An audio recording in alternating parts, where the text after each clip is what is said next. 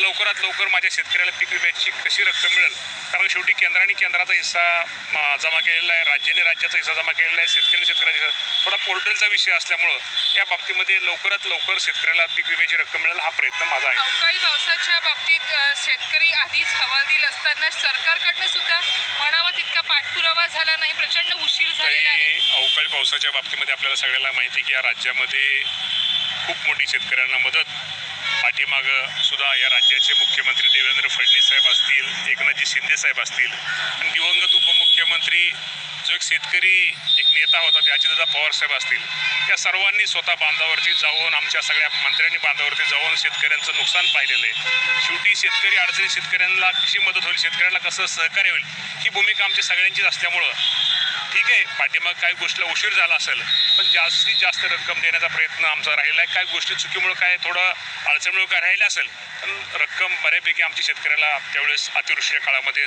ह्या राज्याने मदत केलेली आहे. धन्यवाद. अशाच नवनवीन अपडेटसाठी व्हिडिओला लाईक करा, चॅनलला सबस्क्राईब करा.